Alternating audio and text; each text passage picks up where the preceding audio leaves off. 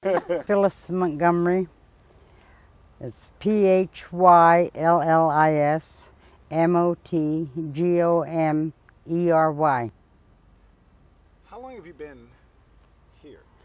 I was born and raised here up until I got married, and then we had to leave because I also married a white man.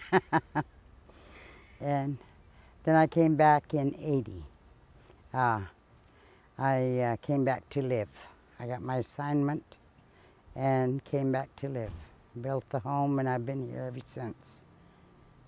Thinking about just 1980 to now, there's been some pretty big changes, hasn't it?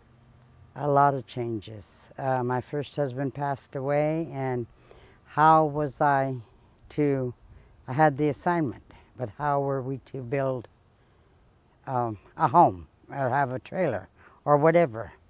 So we worked real hard in the HUD, getting the HUD homes. And I was appointed a commissioner at that time, but I had to give that up because I couldn't travel. My husband hadn't passed away yet. I was just, it was just before he died, my first husband. So through the HUD, then my second husband sold his place, and I had to live on the assignment, so we had the HUD homes come in, and he sold his place and moved there, and we've been there ever since. You shared a story with us before lunch about being taught when you see a car, what do you do? When I see a car? When there was a car coming, and we were taught. Oh, to run and hide. We heard a car coming, and we hid. Henrietta was the oldest at that time that was there, and all of us were younger, and we would go hide if Mom and Dad weren't home. I know now why it was. That's the way that they had to do, and it was taught. It was taught to Mom and them, and then it carried on to us. Who were you hiding from? From, I believe now it was people that the gold mining, the things that wanted to get rid of us, and although they weren't at that time, it was still in us that to survive. How do you tell children that there was a time that your families, your ancestors, were put in harsh labor conditions, slavery, that faced extermination, and actually were hunted? How do you explain that to somebody?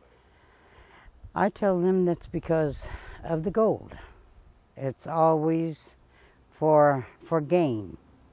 And they didn't understand that you have everything right here, everything you need. You have your father, your grandfather, spiritually, and you have Mother Earth that'll take care of you.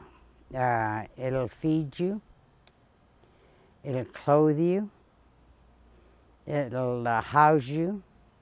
Everything you need is right around you.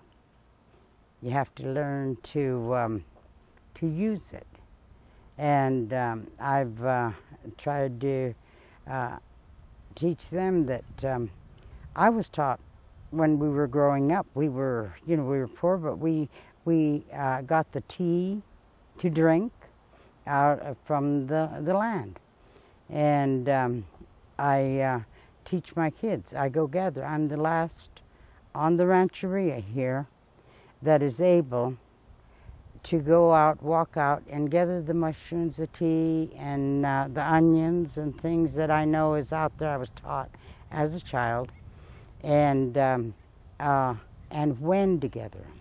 Just like Sonny said, you don't just, there's a time for everything. And you just don't go out and say, I'm going to go out and gather mushrooms. You don't do that because you have to know when to gather them, where to go, And it's an art I learned, and it's an art that I want to teach all the kids here. In fact, I do take them out, little young ones, and I teach them that.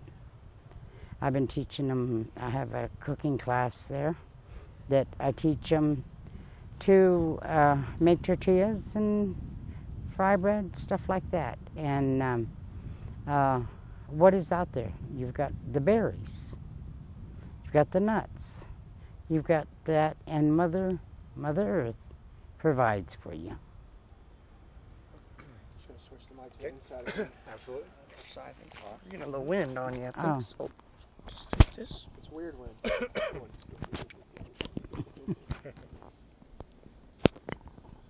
And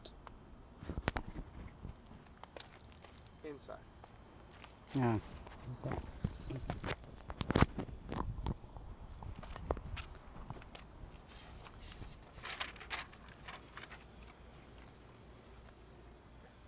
Good. Is it?